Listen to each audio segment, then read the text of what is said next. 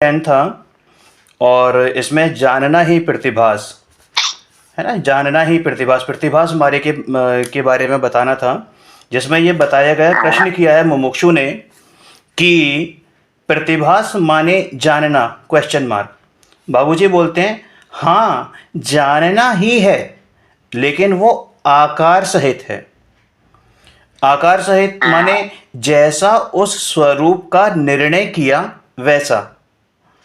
आत्मा के आकार माने, हाँ आकार माने जैसे व्यंजन पर्याय वैसा आकार नहीं। हाँ, जैसे हमें जब पुद्गल वस्तु दिखती है ऐसा आकार नहीं, हमें सार्वजनिक में भी आया है वहां पे ये शब्द। इसका मतलब है कि वस्तु के स्वरूप का जो अवलोकन हुआ है ना ज्ञान में, यानी कि ज्ञान में जो वस्तु का निर्णय किया है ऐसा जानना। आकार सहित जान, आकार का मतलब सिर्फ आकार नहीं होता है, आकार का मतलब स्वरूप भी होता है। जैसे आत्मा का क्या आकार है? ज्ञानाकार, अमूर्त, ज्ञान आकार कहने पर ज्ञान अमूर्त है ना, ज्ञान भाव में ही है। तो ज्ञान मात्र का वहां पे जो अनुभव किया है या निर्णय किया है उसको वहां पे प्रतिभास कहा। प्रतिभास का एक अर्थ अनुभव भी होता है, प्रतिभास का एक अर्थ दृष्टि भी होता है। ठीक है, जैसे फॉर एग्जाम्पल हवा का प्रतिभास कैसे करते हो, अथवा सर्दी या गर्मी का प्रतिभास कैसे करते हो? फीलिंग, तो सर्दी या गर्मी का जो प्रतिभास है ना, वो तो वेदन में आता है, मतलब दिखाई थोड़ी ना देता है। हाँ, ऐसे अनुभव में जो आत्मा जानने में आता है या आत्मा का ज्ञान में जो भाव समझ में आता है उसका वहां पे, उसका अर्थ है वहां पे प्रतिभास। तो सर्दी है ना, जो सर्दी जानने में आ रही, वेदन में आ रही, वो आकार है। अथवा गर्मी जो जानने में आ रही वो भी एक आकार है। आकार का मतलब सिर्फ एक डायमेंशन नहीं है, आकार का मतलब होता है उस वस्तु का ज्ञान होना, उसको कहते हैं प्रतिभासात्मक ज्ञान होना। जैसे कुछ लोग कहते हैं मुझे आभास हो रहा है। क्या आभास हो रहा है भाई? या अमुक घटना घटने वाली, उसका मुझे आभास हो रहा है। तो अमुक घटना जो तुम्हें घटने वाली आभास हो रहा है, डेजा वू या जिसको कहते हैं, वो कैसे तुम्हारे को, तुम्हारे ज्ञान में कैसे झलकती है वो?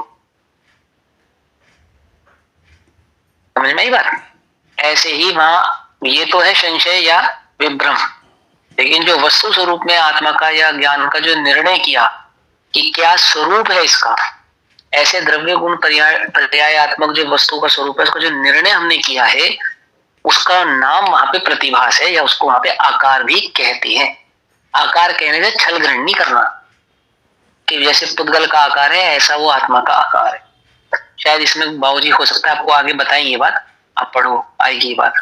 हाँ, दे रखा है कि आत्मा के अमूर्त स्वभाव का और त्रैकालिक, अविनाशी, अक्षय, अनंत गुणात्मक जो निर्णय किया, ठीक वैसा का वैसा चिन्मात्र तत्व ज्ञान में भाषित होता है, उसको आकार कहते हैं।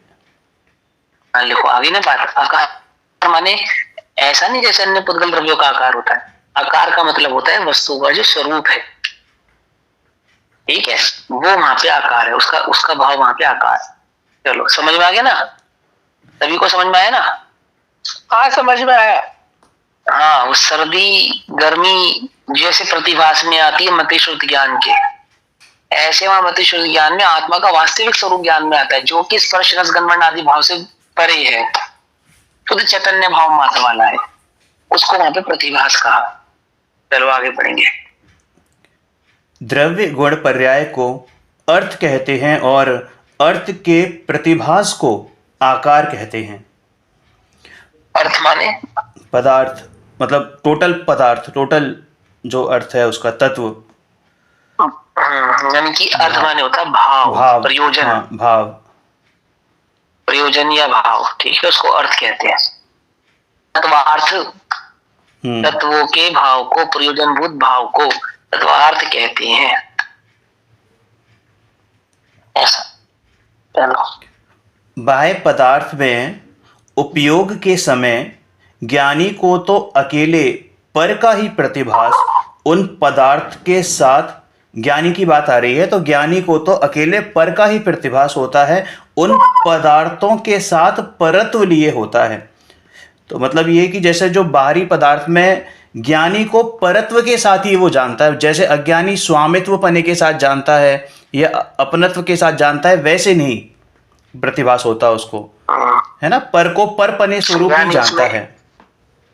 एक का तो धारण करके नहीं जानता बस। तन में होकर नहीं जानता, है ना। ये परत्व तन में भी कह सकते हैं और एकत्व ममत्व भी कह सकते जी। हैं। मैंने उसके वास्तविक स्वरूप को जानता है। पहले जो मिथ्या जानता था, स्वरूप सुख दुख का कारण जानता था या मैं हूं ऐसा जानता था, ऐसे भेद ज्ञान के साथ जानने के कारण कि वह मैं नहीं हूँ, उसका जो स्वभाव और उसका जो स्वरूप है मेरे स्वभाव और स्वरूप से भिन्न है, ऐसा जो उसने ज्ञान में निर्णय किया है ना, ऐसे निर्णयात्मक भाव से उसको पहचानता है। जी। ये फिर क्वेश्चन आया कि ये परत्व लिए हुए माने क्या बाबूजी? आंसर आया कि परत्व लिए हुए माने ये मेरे नहीं हैं, ऐसा परत्व। ऐसा बोलना नहीं पड़ता, ऐसा विचार नहीं करना पड़ता। मतलब ये नहीं कहता ज्ञानी कि ये मेरे नहीं है, लेकिन फिर भी ये मैं इनमें इनको अपना मान रहा हूं, अपना कह रहा हूं, ऐसे नहीं कहता। तुम किसी की गाड़ी मांग के ले गए, 2 दिन के लिए ले गए, और उस गाड़ी के साथ जो तुम्हारा व्यवहार है वो कैसा है? व्यवहार तो अपनी ही गाड़ी जैसा होगा, लेकिन मान्यता में यही रहेगा कि एक बार भी, और ये विकल्प भी नहीं आएगा कि मेरी नहीं है। हाँ, मैं कह रहा हूँ व्यवहार तो मेरे ही जैसा होगा, समझे ना। हाँ, पुल्ला रोक ले रे, किसकी गाड़ी है? कि मेरी गाड़ी है, ये रे कागज, कहाँ जा रहे हो? कि अमुक जगह जा रहा हूँ, ठीक है ना। और पार्किंग भी करोगे, उसकी देख रेख भी करोगे, कहीं एक्सीडेंट ना हो जाए, आदि आदि सब भाव रहेंगे। और ऐसा कोई विकल्प या चिंतन नहीं कर रहा गाड़ी चलाते समय मेरी नहीं है, मेरी नहीं है, मेरी नहीं है, तो भी निरंतर धारा चल रही है कि मेरी नहीं। क्या कहा? बरोबर, धन्यवाद। बरोबर। वो गाड़ी ड्राइव करते समय एक समय के लिए भी ऐसा विकल्प नहीं करोगे कि मेरी नहीं है। निरंतर धारा अंतरंग में बैठी है कि ये मेरी नहीं है। बरोबर। तो ऐसा विचार नहीं करना पड़ता, लेकिन जिस समय अनुभूति हुई उस समय ये शुद्ध चैतन्य ही मैं हूं, बस इतना। अनुभूति में सिर्फ इतना कि शुद्ध चैतन्य ही मैं हूं। और ये भी बड़ी लंबी सी भाषा है, मतलब चिन्मात्र माने बस यही है वहां, तो ये अनुभूति में होता है। और ये मैं चिन्मात्र हूं, तो चिन्मात्र से अन्य जितने भी हैं वे सब पराये हुए। और इस प्रकार अपनी शुद्ध अशुद्ध पर्यायों सहित अन्य जितने भी हैं सब पराये होते हैं। मतलब शुद्ध अशुद्ध पर्यायों को भी यहां पर पराय कोटि में डाल दिया। उपयोग अनुभूति से बाहर बाह्य पदार्थों की ओर जाता है, और यह भाषा बेसिकली व्यवहार भाषा है। बाहर जाता है तो किस तरह जाता है, किस तरह जानता है? अरे वो तो स्वपर प्रकाशक का प्रकरण न्यारा ही है। लेकिन जब उपयोग बाह्य पदार्थों की ओर होता है तो उस समय आत्मा की ओर उपयोग नहीं होता, तो उस समय अनुभव दशा नहीं होती, स्वयं संवेदन दशा नहीं होती। शुद्ध परिणति होती है, लेकिन अगर संवेदन होता है तो शुद्ध परिणति होती है, स्वसंवेदन दशा नहीं होती, जी, है ना। शुद्ध परिणति और स्वसंवेदन तो सब समझते ही। जी। तो बस आगे इन्होंने कहा मुमुक्षु ने कि आनंद नहीं होता।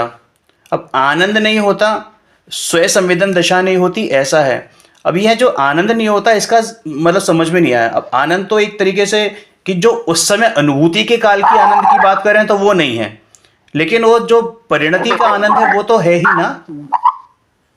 जो देखो, जो 2 प्रकार का आनंद है ना, जो शुद्धोपयोग का जो आनंद है वो नहीं वो है। तो निकषाय भाव का आनंद है। हाँ, वो निकषाय, और बेसिकली आनंद कहते भी उसी को है जी। राग आदि भाव की वृत्ति को आनंद नहीं कहते हैं। वहां उपयोग जो, देखो एक बात इसमें, ये जो बात इसमें लाइन आई है ना, स्वपर प्रकाशक का जो प्रकरण है वो तो बिल्कुल न्यारा ही है। अब उपयोग बाहर गया तो वो कहते हैं कि वो पर प्रकाशक हो गया, तो ऐसा नहीं है। ज्ञान हमेशा स्वपर प्रकाशक ही होता है, लेकिन छद्मस के ज्ञान में ऐसी ताकत नहीं है कि वो स्व और पर को दोनों को एक साथ जान सके। तो क्या होता है कि जिस काल में स्व को जानता है उस काल में पर को नहीं जानता, और जिस काल में पर को जानता है उस काल में स्व को नहीं जानता। लेकिन स्वपर प्रकाशक तब भी होता है। और केवल ज्ञान परे में क्या होता है कि स्व और पर को युगपद यानी एक साथ जानता है। कुछ बात समझ में आई या नहीं आई? बरोबर। अब ज्ञान तो अपना कार्य स्वपर प्रकाशक पने से ही कर रहा है, पर बेसिकली सारा खेल उपयोग का है। उपयोग स्व में स्थित होवे तो छद्मस का ज्ञान उस समय स्वयं को ही जानता है, पर को नहीं जानता, ऐसा कहते हैं। पर ज्ञान में उस समय भी पर झलक रहा होता है, बस ज्ञान का विषय नहीं बनता क्योंकि उपयोग उससे नहीं होता। तो वहां क्या कह रहे हैं कि आनंद तो होता होगा, वो अब जो स्वानुभूति का आनंद है वो तो वहां पे नहीं है। अगर ऐसा हो, मान के चलो कि आत्मा के अनुभव के बिना भी आत्मा का आनंद बरत रहा है, तो कोई अनुभव का प्रयास ही क्यों करेगा, उसका पुरुषार्थ ही क्यों करेगा?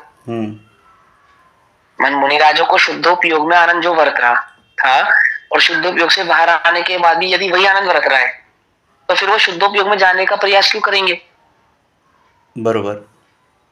बेसिकली सी बात है ना, बिल्कुल कॉमन सेंस की बात है कि आनंद के लिए ही तो बार बार शुद्धोपयोग में जाना चाहते हैं, क्योंकि बाहर जब उपयोग होता है तब वह आनंद की दशा नहीं है।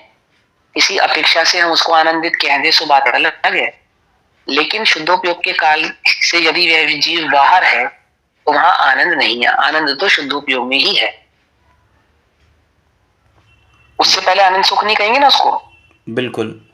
अनंत काल के लिए आत्मा में स्थिर हो जाए तो अनंत सुख,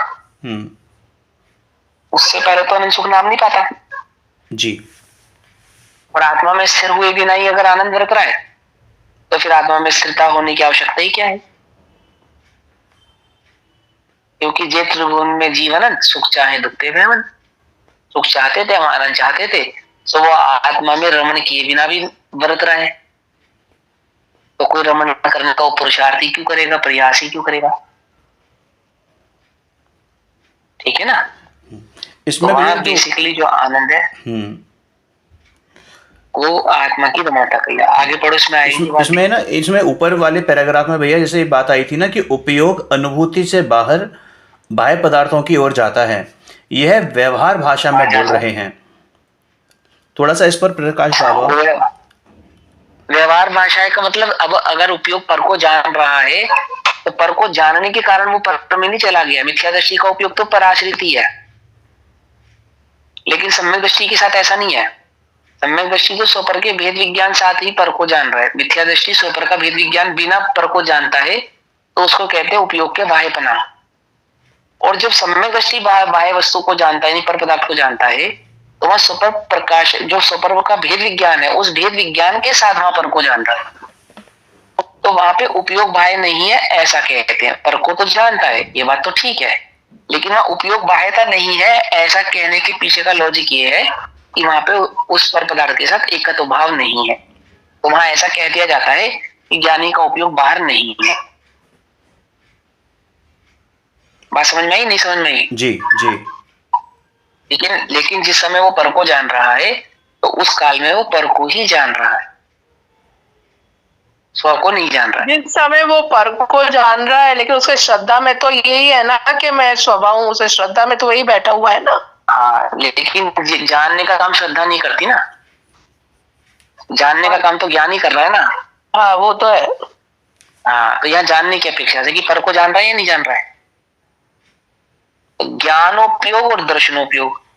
तो श्रद्धा उपयोग में दो प्रकार से आरोपण आता है, एक ज्ञान की अपेक्षा से और एक श्रद्धा की अपेक्षा से।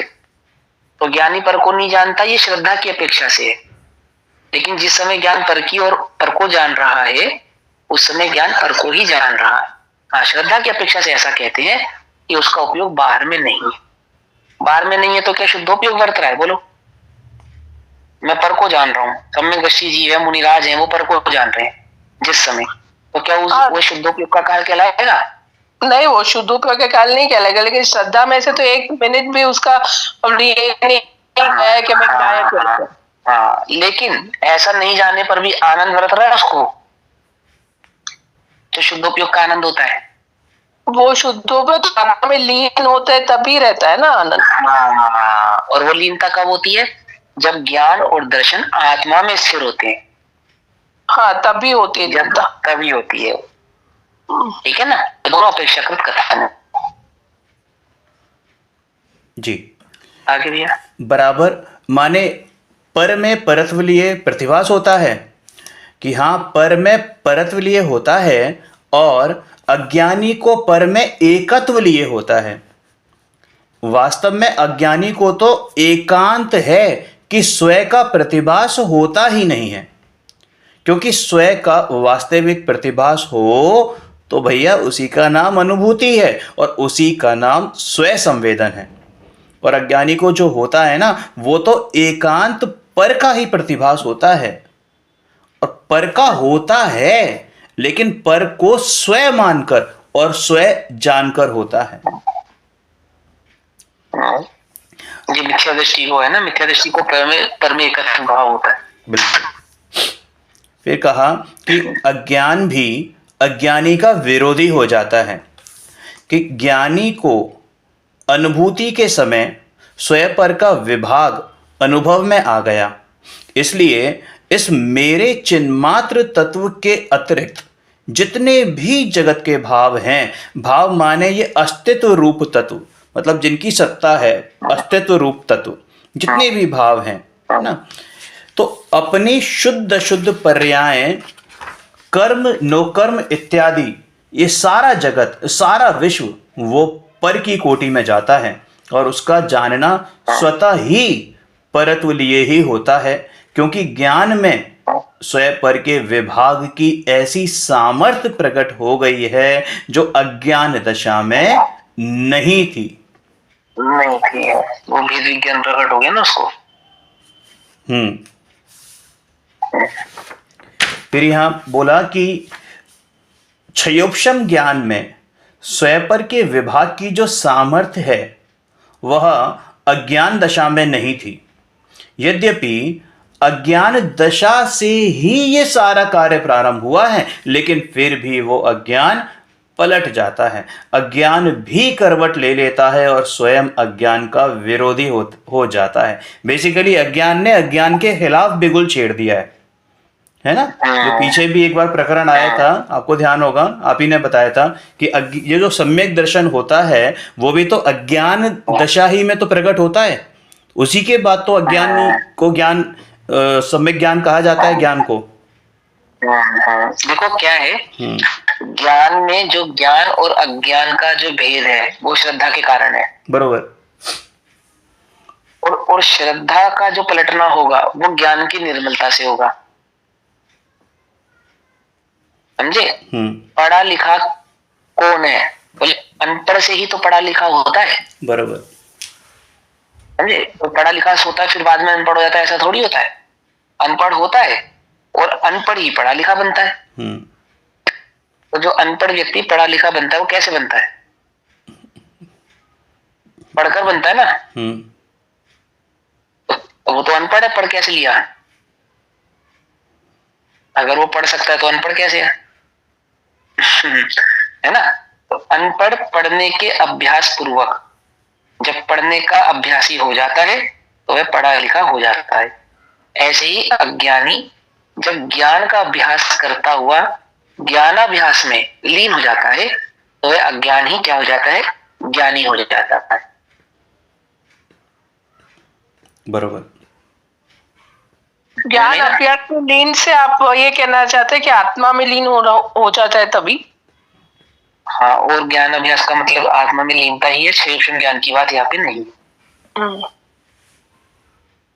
ज्ञान स्वभाव की बात, मतलब ज्ञान जब ज्ञान में स्थिर हो जाए वो वाला ज्ञान बात है ना।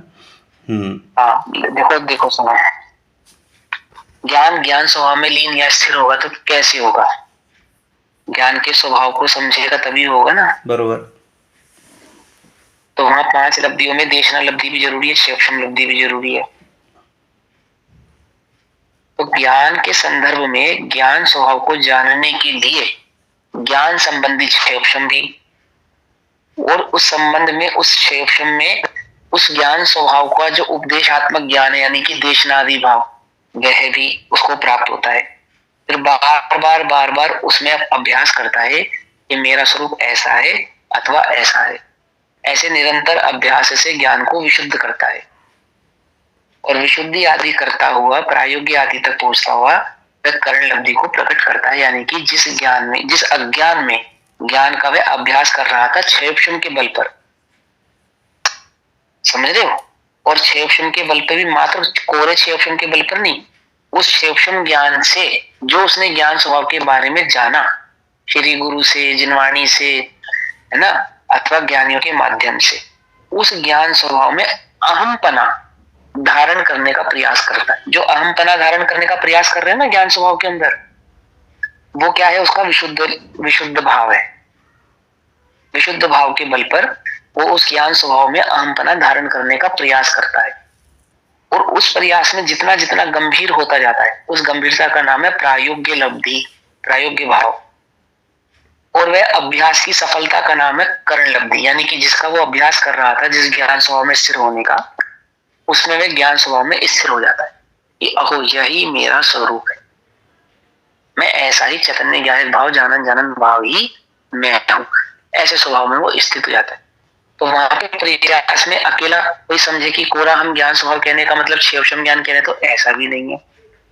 और कोई कहे कि क्षेपक्षम ज्ञान की कोई वैल्यू नहीं है, तो ऐसा भी नहीं, ठीक है ना। बिना क्षेपक्षम ज्ञान हुए ज्ञान स्वभाव समझ में नहीं आएगा, एक बात। और मात्र कोई क्षेपक्षम ज्ञान को ज्ञान स्वभाव समझ ले, तो ऐसा भी नहीं है। वहां सहज ज्ञान जो आत्मा का गुण है, जानन जानन भाव, उसको ज्ञान स्वभाव जानना और वह ज्ञान स्वभाव जानने की जो समझ है वो क्षेपक्षम ज्ञान में ही प्रकट होती है। तो ऐसे दोनों ही भावों को भली प्रकार से समझकर जो जीव अपने ज्ञान स्वभाव में स्थिर होता है निरंतर अभ्यास पूर्वक, वह जीव उस ज्ञान स्वभाव की एकता को प्राप्त करता है, उसकी लीनता को प्राप्त करता है। बरोबर। उसे ही ज्ञान में ज्ञान होना। समझ में ही बात भैया? हाँ जी, हाँ जी। फिर उसे ही ज्ञान में ज्ञान होना ऐसा कह सकेंगे? दीदी आपकी ना आवाज मुझे साफ नहीं आती। मुझे आपके पास आ रही आवाज?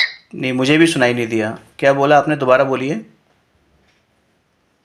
आप भैया जी ने जो बताया उसे ही ज्ञान में ज्ञान होना कहेंगे क्या?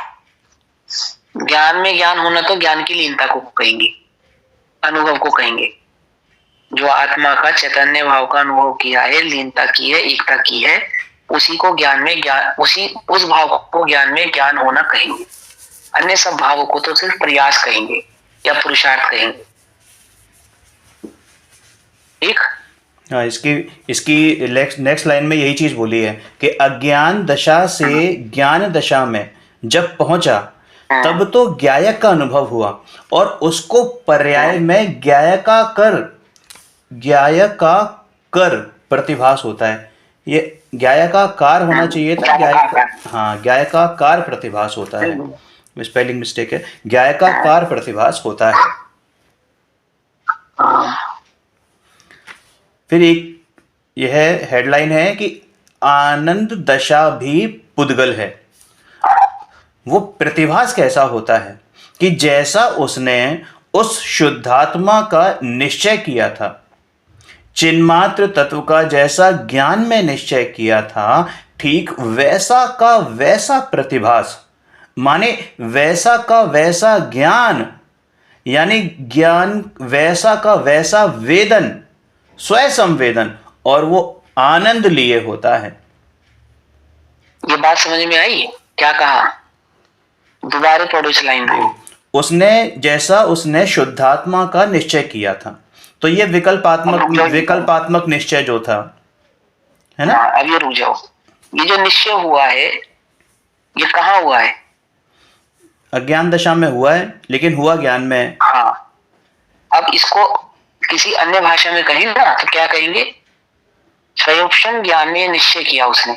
बरोबर। ज्ञान का जो क्षेपक्षम भाव है ना, उस क्षेपक्षम भाव में उसने निश्चय किया, विकल्पात्मक। अभी निश्चय वैसा निश्चय नहीं है स्वरूपात्मक, ये विकल्पात्मक निश्चय है। लेकिन ये जो विकल्पात्मक निश्चय हुआ है कि यही मेरा ज्ञान स्वभाव है, ऐसा ही है, ये कहाँ हुआ है? ये क्षेपक्षम ज्ञान में हुआ है। जैसे कोई व्यक्ति क्षेपशम ज्ञान में निर्णय करता है। क्या निर्णय करता है? कि किसी पुरुष को विवाह करना हो तो उससे पूछा जाए कि तू कैसी स्त्री से विवाह करना चाहता है। अभी कोई स्त्री नहीं है, कोई लड़की उसके समक्ष नहीं है, कोई उसके पास ऑप्शन नहीं है, लेकिन वो अपने ज्ञान में निर्णय करता है। क्या निर्णय करता है?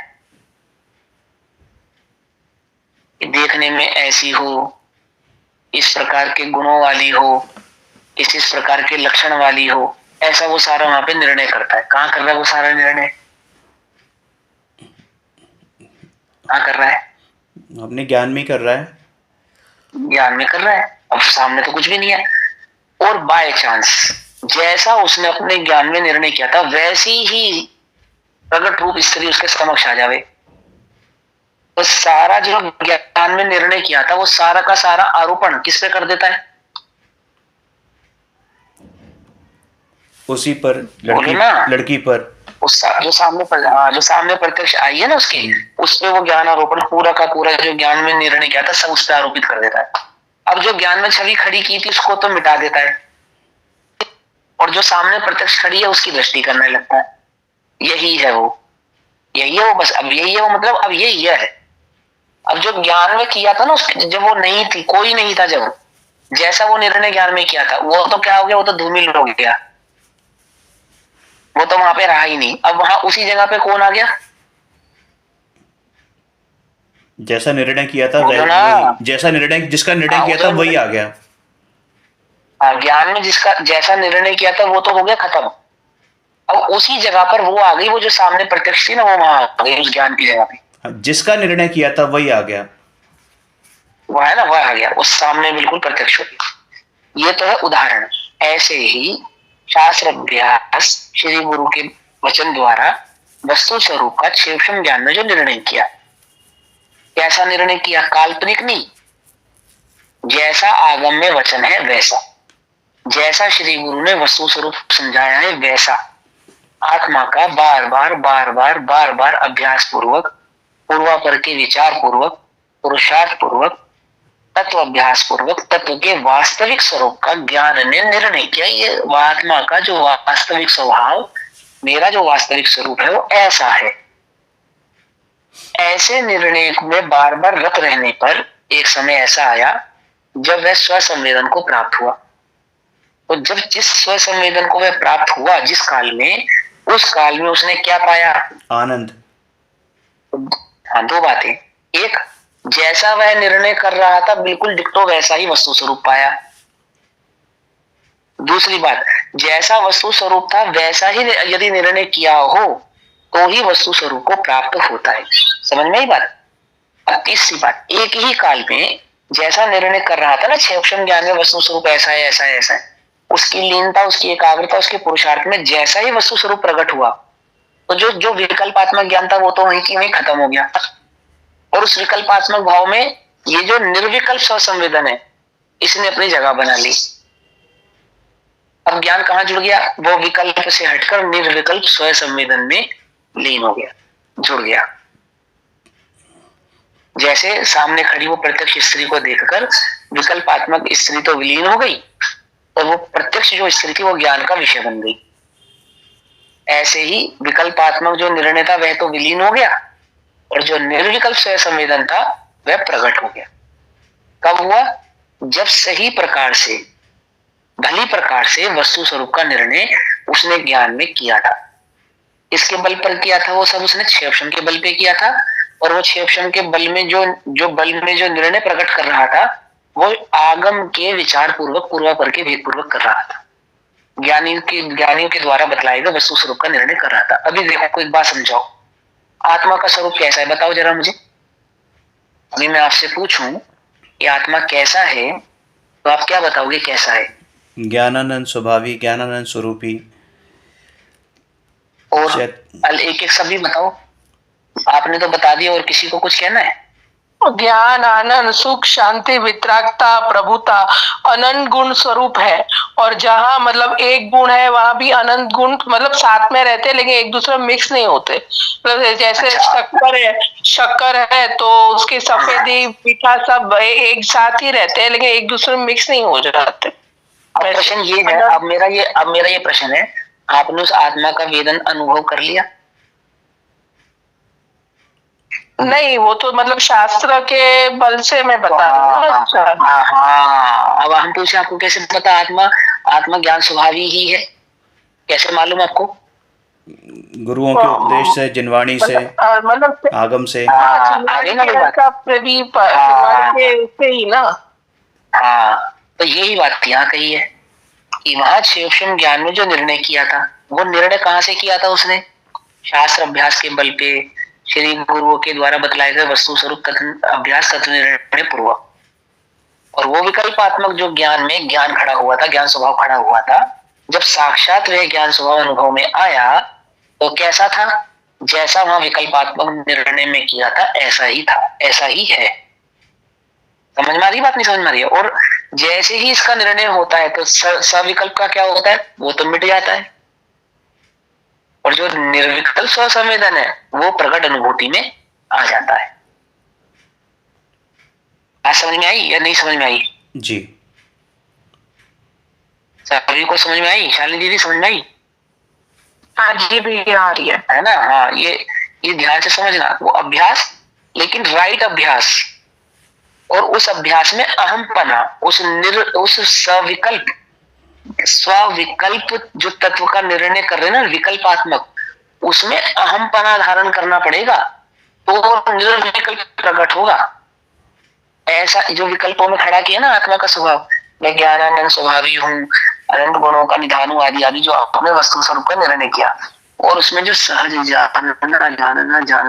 जानना वो ज्ञाता चैतन्य भाव में जो आप बार बार अभ्यासरत हो रहे हो, ऐसा ही हूँ, ऐसा ही हूँ, ऐसा ही हूँ, वो उस अभ्यास में ऐसा तन्मय होना पड़ेगा, ऐसा ही हूँ। उस सविकल्प में ऐसा ही हूँ, ऐसा करोगे तो वो निर्विकल्प प्रकट होगा। समझ में आई बात, नहीं समझ में आई? ऐसा नहीं है कि तुम कहोगे हम पहले निर्विकल्प हो जाएंगे और फिर निर्विकल्प आनंद आ जाएगा, ऐसा नहीं आएगा। पंडित ओडोमल जी ने क्या लिखा? सविकल्प से निर्विकल्प, सविकल्प से निर्विकल्प, याद है? जी। हाँ, तो सविकल्प से निर्विकल्प कैसे किया उन्होंने? कि वहां विकल्पात्मक जो निर्णय कर रहा था, वही विकल्पात्मक निर्णय निर्विकल्प दशा में बदल जाता है। इसमें फिर भेद ज्ञान कैसे ये करता है? मतलब भेद ज्ञान कैसे पार्टिसिपेट करता है उसमें? भेद ज्ञान भी काम करता है ना इसमें? जो विकल्पात्मक वस्तु स्वरूप आप विकल्पों में खड़ा कर रहे हो, वो क्या है? वो भेद विज्ञान ही तो कर रहे हो, वही तो भेद विज्ञान है ना। आप ये निर्णय कर रहे हो वहां पे कि मैं ज्ञान स्वभावी हूँ, मैं अकर्ता हूँ, मैं परद्रव्य का कर्ता नहीं हूँ, मैं स्पर्श रस गंध वर्ण वाला नहीं हूँ, मैं चैतन्य ज्ञायक भाव हूँ। ये जो निर्णय आप बार बार ज्ञान में कर रहे हो, सविकल्प निर्णय, इसी को तो भेद विज्ञान कहा। दो प्रकार का भेद विज्ञान है, एक पुरुषार्थमय भेद विज्ञान, अर्थात आत्मा की अनुभूति के लिए किया गया जो पुरुषार्थ है, उसका नाम भी भेद विज्ञान है। कैसे करोगे भाई? आप म्यूट हो। मैं कैसे अलग हूँ, राग से अलग हूँ, जाननार हूँ, ये भेद विज्ञान करो ना, कर रहे नहीं कर रहे ये भेद विज्ञान। और जब प्रकट होगा तो क्या? अब दूसरा भेद विज्ञान किसको कहते हैं? जो स्वानुभव प्रकट हुआ है उसका नाम भेद विज्ञान है। जो स्वानुभूति प्रकट हुई उसका नाम वास्तविक भेद विज्ञान है। ऐसे ही ज्ञान का प्रकट हो जाना जिसमें भेद भाव प्रकट हो, और वो स्वानुभूति ही होती है जिसमें स्व को स्व और पर को पर जाना जाता है, वो स्वानुभूति के बल पे आता है, तो उसका नाम भी भेद विज्ञान है। भेद विज्ञान का फल भेद विज्ञान है। समझ बात? तो कैसे कहा? वो सविकल्प किया, वो भेद विज्ञान ही कर रहा है, उसका नाम भेद विज्ञान ही है। पंडित ओडोमल जी ने क्या पुरुषार्थ बताया? आगम का सेवन, युक्ति का अवलंबन, पर गुरु का उपदेश, स्वानुभूति। हाँ, और तेरा पुरुषार्थ तो एकमात्र तत्व निर्णय या तत्व अभ्यास करना है। कहानी का तो तत्व अभ्यास कैसे कर रहा है? तत्वों का चिंतन, तत्वों के स्वरूप में एकाग्रता, अपने उपयोग को तत्व के स्वरूप में लगाना, और विकल्पात्मक जो तत्व का भाव समझा है सूक्ष्म ज्ञान में, उसमें अहमपना स्थापित करना पुरुषार्थ पूर्वक। असल की नकल है पंच कल्याणक और नकल का असल है सम्यक दर्शन। जी क्या? बिल्कुल बिल्कुल। वर्तमान में जो पंच कल्याणक हम करते हो क्या है? असल की नकल। और सम्यक दर्शन क्या है? असल की नकल। जो विकल्पात्मक ज्ञान नकल में असल, नकल की असल। सम्यक दर्शन में जो सविकल्प नकल खड़ी करी है उस नकल का ही वेदन वहां प्रकट होने वाला है निर्विकल्प भाव से। तो पहले नकली होगा फिर असली होगा। क्या कहा? लोक में परिपाटी कैसे चलती है? पहले असली होती है फिर नकली होती है। समोषण पहले असली आया फिर नकली समोषण आए। नकली मतलब जो जिन मंदिर है, पहले असली पंचकल्याणक हुए फिर उनको उन्हीं का अनुसरण करके नकली पंचकल्याणक होते हैं। लेकिन ज्ञान में सम्यक दर्शन कैसे होता है? पहले नकली सम्यक दर्शन होता है फिर असली सम्यक दर्शन होता है। विकल्पात्मक। हाँ, नकली सम्यक दर्शन माने विकल्पात्मक। जैसे व्यवहार, विकल्प के द्वारा वस्तु के स्वरूप को भली प्रकार से निर्णय किया जाता है और फिर वो असल भाव वहां पे निर्विकल्प भाव से प्रकट होता है। नया जी समझ में आ रही बात? हाँ जी भैया। हाँ, वो सविकल्प में भी अहमपना खड़ा करते हैं तब निर्विकल्प में अहमपना आता है। ठीक है, मोहित भैया समझे? हाँ जी भैया। हाँ, ये इसी भाव को फिर से पढ़ो, देखो क्या कहा। जैसा उसने उस शुद्धात्मा का निश्चय किया था, चिन्मात्र तत्व का जैसा ज्ञान में निश्चय किया था, ठीक वैसा का वैसा प्रतिभास माने वैसा का वैसा ज्ञान, अर्थात वैसा का वैसा वेदन, स्वसंवेदन और वो आनंद वही लिए हुए होता है। और उस समय जो स्वयं है, जैसा उसने निश्चय किया था, जब उसने निश्चय किया था तो वो विकल्पात्मक निश्चय था, यानी कि नकलीपन था, वो नकली। लेकिन नकली कैसा नकली था? असलता को लिए हुए। ऐसा ही हूं जैसे किसी चित्रकार ने किसी का चित्र बनाया हो, है ना? कल्पना, एक व्यक्ति ने, जैसे आजकल देखा अपने स्केच बनवाता है पुलिस वाले, तुमने चोर को देखा है कि हाँ देखा है, कि बताओ कैसा दिखता था, तो वो बताता जाता है ऐसा दिखता है, ऐसा दिखता है, ऐसा दिखता है, और वो चित्रकार उस पर चित्र बनाता चला जाता है। और जब चित्र कंप्लीट हो जाता है तो क्या कहता है? हाँ यही है, यही है, बिल्कुल यही है। ऐसे ही ज्ञान ने वस्तु स्वरूप का जो आगम से जाना, आगम से जानकर उस आत्मा के स्वरूप को अपने ज्ञान में उकेरना शुरू किया। ज्ञान स्वभाव ऐसा है, ज्ञान स्वभाव ऐसा है, ज्ञान स्वभाव ऐसा है। और वो जो ज्ञान स्वभाव उकेरा ज्ञान में ऐसा है, ऐसा है, ऐसा, यही हूं, यही हूं, यही हूं, यही हूं कहता कहता उस भाव को प्रकट हो जाता है। उसमें अभ्यासरत होता होता उस अभ्यास में उस वस्तु स्वरूप को पा जाता है। बिल्कुल ये डिक्टो लाइन लिखी, देखो क्या लिखा, बिल्कुल कि जो उसने निर्णय किया था वैसा का वैसा। कैसे कर लिया निर्णय? हाँ, अनुभूति से पहले निर्णय कर लिया।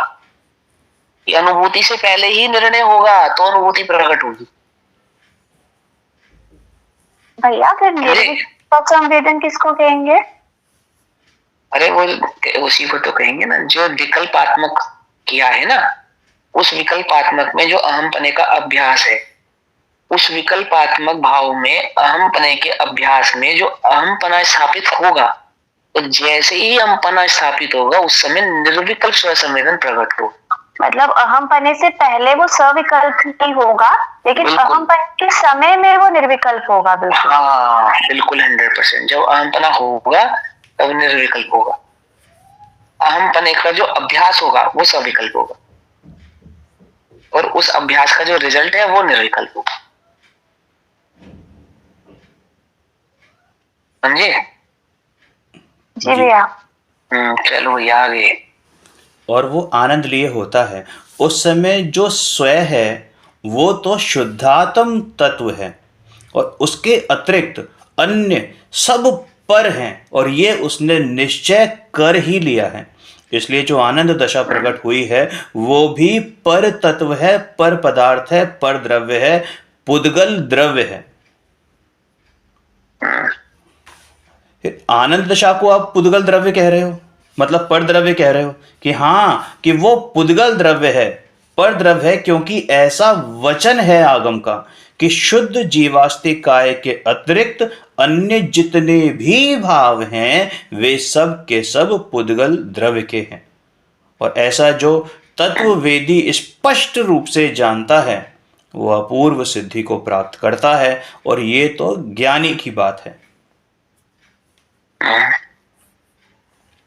ठीक है, अब देखो, अब इसको आप लोगों को समझना है तो ऐसे समझो, तो आनंद को पुद्गल का कहने का तात्पर्य है कोई आनंद पुद्गल द्रव्य की पर्याय नहीं है, ठीक है ना। आनंद नाम का पुद्गल में कोई गुण है। पुद्गल कहने का मतलब पर है, पहला तो ये समझो, क्योंकि पुद्गल उपाधि पर को भी प्राप्त है, यानी कि जो आत्मा से अन्य तुल्य हुए भाव है, जो ध्रुव से अन्य तुल्य हुए भाव है, उन सभी पर भावों को पुद्गल उपाधि भी प्राप्त है। पहले तो एक समझ लो ये बात। शालिनी दीदी कुछ पूछना था आपको? भैया यहाँ पर जो ये कह रहे हैं कि इसलिए जो आनंद दशा प्रकट हुई वो भी पर तत्व है, तो यहाँ पे निर्मल दशा प्रकट हुई पर्याय में उसकी बात कर रहे हैं। हाँ, अब यही बता रहे हैं कि सबसे पहले तो ये समझेंगे हम कि आगम में ये पर पदार्थ को पुद्गल उपाधि किसको कहते हैं? स्पर्श रस गंध को पुद्गल कहते हैं। अब जो आनंद दशा है वो कौन से गुण की पर्याय है? चारित्र गुण की। चारित्र गुण की। और चारित्र नाम का जो गुण है वो पुद्गल में होता है क्या? नहीं। और बाबूजी तो कह रहे हैं कि वो पुद्गल की पर्याय है। तो समझना पड़ेगा, ध्यान से समझेंगे कि आगम में पर भाव पर को ना एक उपाधि पुद्गल भी प्राप्त है। माने वहां पुद्गल कहने का मतलब मात्र स्पर्श रस गंध वर्ण नहीं होता, पुद्गल कहने का मतलब पर पदार्थ भी होता है, पर भाव भी होता है ना। और आपने आनंद की दशा को परभाव क्यों कहा? क्योंकि समस्त पर्यायात्मक भावों को परभाव कहा जाता है, चाहे वे शुद्ध हो चाहे वे अशुद्ध हो। और वह जो आनंद भाव प्रकट हुआ है वो पर्यायात्मक भाव है। इस अपेक्षा से उसको वहां पे पर कहा जा रहा, बस इतनी सी बात है। क्योंकि आनंद दशा का पर्याय में प्रकट होना, यदि पर्याय में दृष्टि करेगा तो बाहर आ जाएगा ना। पर्याय की दृष्टि करने का मतलब क्या है? ये आनंद दशा प्रकट नहीं होगी। और ध्रुव की दृष्टि करने का मतलब क्या है? कि आनंद दशा का प्रकट होना। तो यहां से इस भाव को इतना समझो कि वो पर्यायात्मक होने से पर्याय दृष्टि नहीं करना। और पर्याय दृष्टि क्यों नहीं करना? क्योंकि वो सभी के सभी प्रभाव होने से पुद्गलमय है, बस इतना। और ज्यादा कंफ्यूज होने वाली बात वहां पे नहीं है। बाकी जो ध्रुव की दृष्टि है वही आनंद की दृष्टि है, वही आत्मा की दृष्टि है, वही वितरागता है, वही सब कुछ है। इसको दूसरे पक्ष से भी समझेंगे।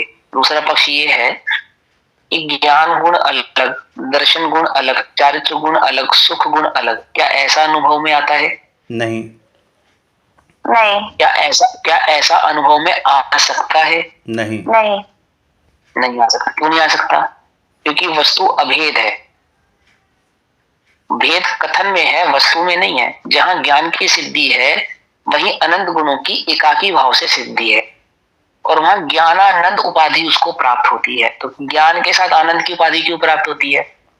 क्योंकि ज्ञान में स्थिरता होने पर जो निकषाय भाव प्रकट हुआ है, अर्थात वीतराग भाव प्रकट हुआ है, उस वीतराग भाव का ही नाम वहां पर आनंद है।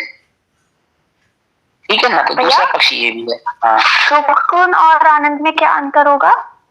वीतराग भाव का नाम है वो सुख गुण, वो वीतराग भाव है। तो हम ज्ञानानंद स्वभावी बोलते हैं आत्मा को, तो उसमें सुख गुण भी है। देखो सुनो, पहली बात तो ये समझो ना कि अनंत गुणात्मक होने पर भी, अनंत गुण होने पर भी अभेद है ना अनंत के अनंत। हाँ जी। अच्छा, अब सुख उत्पन्न होगा, यानी सुख गुण का जो परिणमन होगा वो कैसे होगा?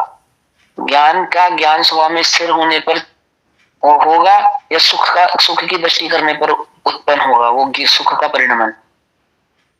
ज्ञान का ज्ञान स्वभाव में स्थिर होने पर होगा ना। तो ज्ञान जब ज्ञान स्वभाव में स्थिर हुआ तो वहां ज्ञान का आनंद, जो ज्ञान का वेदन है ना, वही आनंद का वेदन है, वही आनंद है। आनंद को पर्याय क्यों बोल दिया? जब हम आनंद को पर्याय स्वभाव बोल रहे हैं तो हमने आनंद को पर्याय नहीं बोला, फिर वही समझा रहे ना। जैसे केवल ज्ञान की दृष्टि करने पर केवल ज्ञान प्रकट होगा क्या? नहीं होगा। केवल ज्ञान मेरा स्वभाव है या ज्ञान मेरा स्वभाव है? ज्ञान। ऐसे ही सुख मेरा स्वभाव है, आनंद की पर्याय मेरा स्वभाव है, या दुख मेरा स्वभाव है? ध्रुव। हाँ, ऐसे ऐसे समझो ना उसको। वहां केवल ज्ञान प्रकट हुआ तो भी केवल ज्ञान मेरा स्वभाव नहीं है, ज्ञान मेरा स्वभाव है। अब ये बात तो पक्की है कि केवल ज्ञान प्रकट हुए बिना रहेगा नहीं, होगा ही होगा। और किसी अपेक्षा से केवल ज्ञान को भी आत्मा का स्वभाव कहते हैं। पर क्या केवल ज्ञान स्वभाव की दृष्टि करने पर केवल ज्ञान प्रकट हो सकता है? नहीं हो सकता। ऐसे ही आनंद स्वभाव की दृष्टि करने पर आनंद प्रकट हो सकता है? नहीं हो सकता ना। तो जिसकी दृष्टि करने पर आनंद प्रकट नहीं होगा उसको मैं अपना क्यों मानूं? जिन भावों की दृष्टि करने पर मुझे अपने अनंत गुणों की उपलब्धि यानी कि अपने आनंद भाव की उपलब्धि नहीं होनी है, मैं उन सब भावों को अपना क्यों मानूं? मैं तो उस भाव मात्र को अपना मानूंगा जिसकी दृष्टि करने पर मुझे सुखादि गुण उत्पन्न होंगे, अथवा जिसकी दृष्टि करने पर मुझे ध्रुव अवस्था प्राप्त होगी। इसकी दृष्टि करने पर अवस्था प्राप्त होगी, बोलो। सिद्ध मैं बनूंगा किसकी दृष्टि? तो मतलब एकमात्र वही मेरा है, बाकी कुछ मेरा नहीं है। अशुद्ध पर्यायों की दृष्टि करने पर तो शुद्ध प्रकट होता ही नहीं।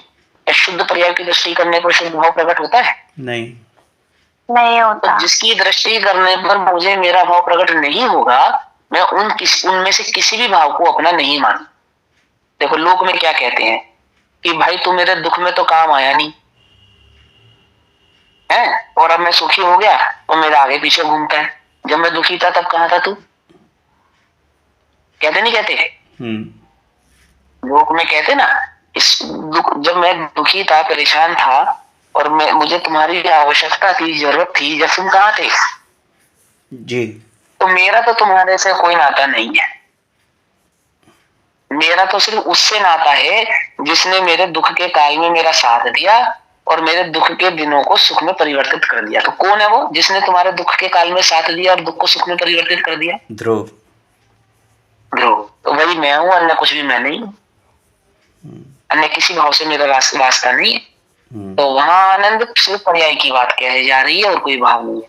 बाकी जो ज्ञान है, वो जो ज्ञान स्वभाव की स्थिरता है ना, उसी का नाम वहां पे आनंद है। समय सारजी में कहा ज्ञान ही दर्शन है, ज्ञान ही चारित्र है, ज्ञान ही श्रद्धा है, ज्ञान ही आत्मा है, आत्मा ही ज्ञान है।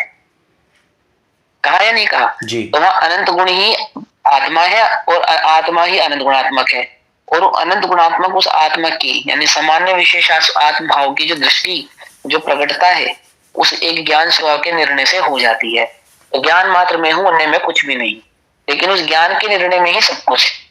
तो वो जो ज्ञान की स्थिरता, उसमें जो वीतराग का प्रकट हुई है ना, वीतराग भाव प्रकट हुआ है, उस वीतराग भाव का नाम ही सुख है। ये बात समझो। देखो दो बातें समझाते हैं, एक आकुल एक निराकुल। तो आकुलता किससे कहते हैं? कषाय सहित कहीं ना कहीं कषाय भाव को, है ना। और निराकुल किसे कहते हैं? जब कषाय ना हो या कम हो, उस कषाय रहित भाव को, कषाय रहित भाव को निराकुल भाव कहते हैं। सीधी सी बात है। तो जो भाव समस्त कषाय रहित होता है उसी को वीतराग भाव कहते हैं। इसलिए भगवान के तीन लक्षण हैं। जो वीतरागी है, वीतरागी है मतलब जो आनंदित है, निराकुल है, सदैव प्रसन्न है। अभी मैं दुखी हूं और मुझे सुखी होना है, तो जो स्वयं सुखी होगा वही तो मुझे सुख का मार्ग बता पाएगा। बरोबर, समझे ना समझे? तो इसलिए पहला गुण है उनका वीतरागता। वीतरागता का दूसरा नाम है आनंद, वीतरागता का दूसरा नाम है निराकुलता, वीतरागता का अपर नाम है सुख। वीतरागता अलग है और सुख अलग है, ऐसा नहीं। अगर वीतरागता को अलग मानोगे और सुख को अलग मानोगे तो वो सुख तो फिर राग बनेगा, राग कषाय कहलाएगा। कुछ बात समझ में आ रही है? नहीं समझ में आ रही है? यदि वीतराग भाव को अलग माने और सुख भाव अलग माने तो सुख माने फिर वहां पे राग बनेगा, राग की सिद्धि हो जाएगी। वीतरागता है तभी सुख है। हाँ, वीतरागता को ही सुख मानना पड़े है। अगर वीतरागता से भिन्न किसी वस्तु को सुख मानो, किसी गुण को सुख मानोगे तो वो सुख राग की श्रेणी में चला जाएगा, राग के खाते में काउंट होगा। फिर ये बात ध्यान रखना। और राग आत्मा का स्वभाव नहीं है, राग का अभाव होकर सुख प्रकट होता है। तो राग का अभाव होने पर सुख प्रकट होता है, राग द्वेष का अभाव होने पर। तो राग द्वेष का अभाव होने पर क्या प्रकट होता है? राग द्वेष का अभाव होने पर तो सुख प्रकट होता है। हाँ, मतलब क्या नाम है उसका? वीतराग था। जिसने राग द्वेष काम आदि वीतराग। सब जीत जीते, हम्म। है ना, जिसने राग द्वेष काम आदि सब जीते जान लिया, सब जीवों को मोक्ष मार्ग का निष्प्रय उपदेश दिया। तो वहाँ पहला लक्षण क्या है? वीतराग वीतराग था। दूसरा लक्षण है हितोपदेश था,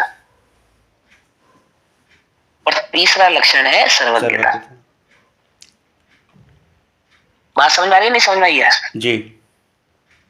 तो यहाँ बाबूजी ने जो आनंद की, यहाँ आनंद की जो दृष्टि होने पर जिसको पुद्गल भाव कहा है, वो सिर्फ इतनी बात है कि आगम में समस्त पर भावों को पुद्गल भाव ऐसा नाम भी प्रयुक्त है।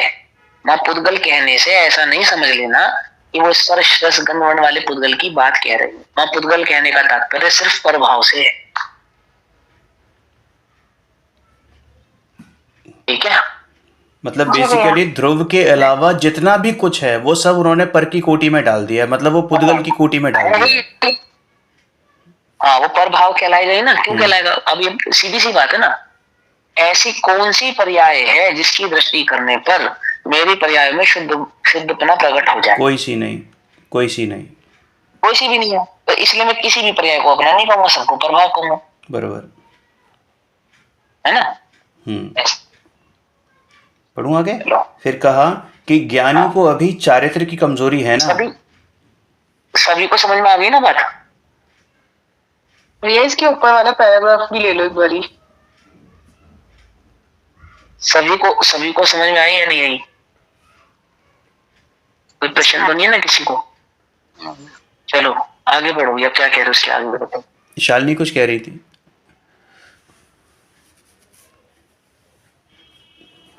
ज्ञानी इसके ऊपर वाला पैराग्राफ ले लो। ऊपर वाला ही तो बताया था अभी एक बार इसको। अच्छा, वो कह रही है एक बार पढ़ लो इससे ऊपर वाला। जैसा उसने उस शुद्धात्मा का निश्चय किया था, चिन्मात्र तत्व का जैसा ज्ञान में निश्चय किया था, ठीक वैसा का वैसा प्रतिभास माने वैसा का वैसा ज्ञान अर्थात वैसा का वैसा वेदन, स्वयं संवेदन और वो आनंद लिए होता है। उस समय जो स्वयं है वो तो शुद्धात्म तत्व है, और इसके अतिरिक्त जितने भी अन्य सब पर हैं ये उसने निश्चय कर ही लिया है। इसलिए जो आनंद दशा हुई है, प्रकट हुई है, वो भी पर तत्व है, पर पदार्थ है, पर द्रव्य है, पुद्गल द्रव्य है। आगे ना बात, मतलब उसको बहुत सारे नाम दिए। पर पदार्थ है, पर तत्व है, पुद्गल द्रव्य, ऐसा कहते। मतलब कुल मिला के वो पर है, वो आनंद दशा यानी कि पर्याय भाव, बस और कुछ नहीं। बिल्कुल, वो पुद्गल द्रव्य है, पर द्रव्य है, क्योंकि ऐसा वचन है आगम का कि शुद्ध जीवास्तिकाय के अतिरिक्त अन्य जितने भी भाव हैं वे सब पुद्गल द्रव्य के हैं। और ऐसा जो तत्ववेदी स्पष्ट रूप से जानता है वो अपूर्व सिद्धि को प्राप्त करता है। और ये तो ज्ञानी की बात है। अब ज्ञानी को अभी चारित्रिक कमजोरी है ना, और इसलिए अस्थिरता है। उस अस्थिरता के कारण स्वयं में टिक नहीं पाता है ना। यद्यपि उसका मन वहीं रहता है। अब रहता है माने क्या कि मन वहीं लगा रहता है। यद्यपि उपयोग पर की ओर चला गया, फिर भी मन वहां से मतलब अंदर से हटा नहीं, क्योंकि सर्वोत्कृष्ट तत्व के पहले ही दर्शन हो चुके हैं। इसका मैंने एक छोटी सी शॉर्ट क्लिप पढ़ी थी भैया, तो उसमें बाबूजी ने इसी को थोड़ा सा एग्जाम्पल देके समझाया कि जैसे ज्ञानी अपने में रहता है, मतलब मानो कि भरी गर्मी में हम एसी में रह रहे हों और कोई बाहर से कोई आ जाए और फिर भी मन ना करे तो एसी से बाहर निकलना पड़ता है ना, लेकिन मन वही रहता है कि कब से कब इसको विदा करें और वापस एसी रूम में जाएं। उन्होंने इसका एग्जाम्पल दिया था बाबूजी ने। तो वैसे ही ज्ञानी अपने में रहता है, लेकिन वो तो उसकी किसी का नया नया विवाह हुआ, ठीक, विवाह हुआ, अब व्यापारी है तो व्यापार भी करने जाएगा, नौकरी है तो नौकरी भी करने जाएगा। तो नौकरी करने गया या व्यापार करने गया, क्यों गया? मजबूरी है, घर चलाना है, कमजोरी, घर चलाना है। लेकिन वहां जाने पर भी, उस कार्य को करने पर भी निरंतर उसका चित्त कहाँ रमता है? अपनी पत्नी में। पत्नी में रमता है। जैसे रागी का चित्त सदैव अपनी स्त्री में रमण करता है, ऐसे ही वीत रागियों का चित्त सदैव आत्म रूपी लक्ष्मी में रमण करता है।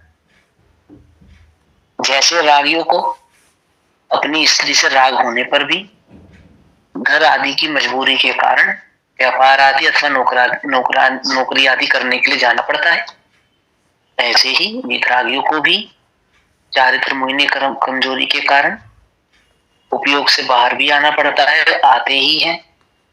अन्य अन्य जो कार्य होते हैं वो करते भी हैं, परंतु चित्त तो सदैव उस आत्म रमणी में ही रत रहता है। उपयोग तो बार बार उस ओर उन्मुख होने का ही प्रयास करता है।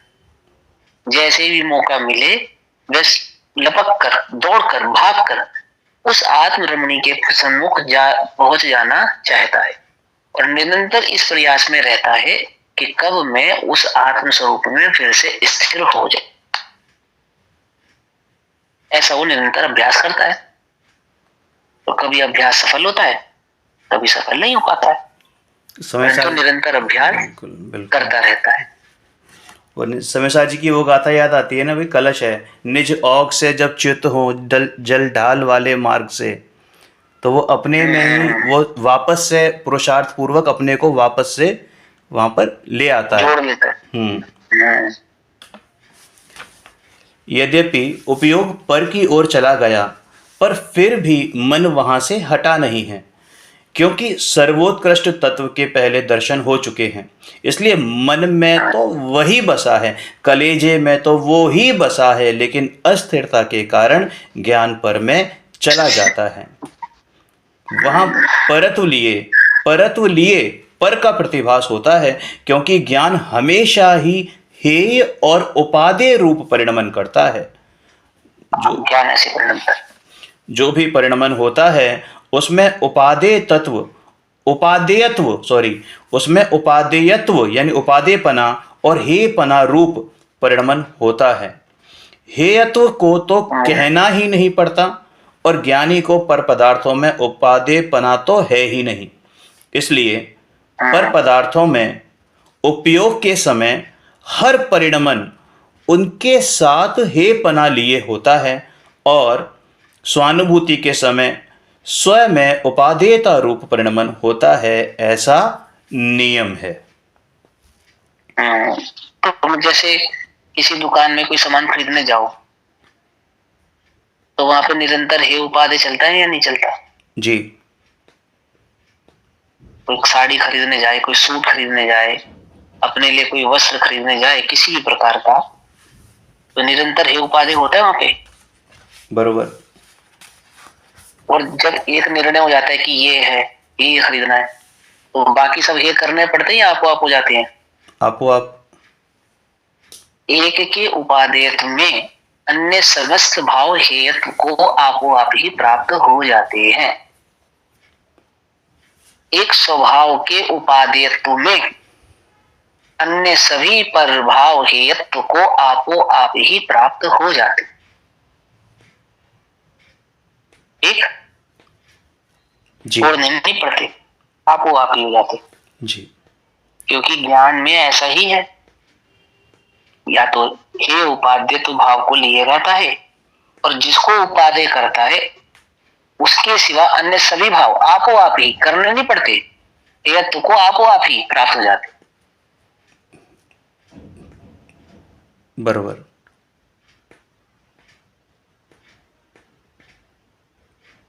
अभी चलिए अभी यहीं तक करते हैं। शादी में होता है ना बुफे सिस्टम। किसमें भैया? पार्टीज होती है, शादियां होती है, मैरिज वगैरह में बफे सिस्टम होता है ना, बफे। हाँ। तो इसमें क्या होता है, इसमें हे उपादेय होता है ना कि ये लेना है, ये नहीं लेना है। तो जिसके प्रति राग होता है वो उपादेय होता है, अन्य सभी भाव हेयत्व को प्राप्त हो जाते हैं। जी। तो हम जैसे शराब नहीं पीते, तो शराब की दुकान के आगे से भी नहीं निकलते क्या? निकलते हैं, लेकिन वो नहीं होता, अपने आप ही हमारी दृष्टि में नहीं है वो। बहुत ही अच्छा है। अब हे मतलब वो उसका जो स्वीकार भाव नहीं है, उसी को हे पना कहा। और जिसका स्वीकार भाव है उसको उपादेय बना का। बरोबर। तो वहां ज्ञान में जो स्वभाव का स्वीकार भाव है वह तो उपादेय भाव है, और उसके सिवा अन्य सब भाव प्रभाव होने से हेतु को आपो आप ही प्राप्त हो जाते। रुचि अनुयायी वीर्य। रुचि नहीं है, यही मूल बात वही है, अन्य कुछ ही नहीं। ठीक है ना जी। ऐसे ही उपादित भाव वहां ज्ञानी के चित्त में आपो आप ही वर्तता है। अज्ञानी को प्रभाव का रुचि होने से प्रभाव उपादेय है, और ज्ञानी को स्वभाव की रुचि होने से स्वभाव उपादेय है। बरोबर।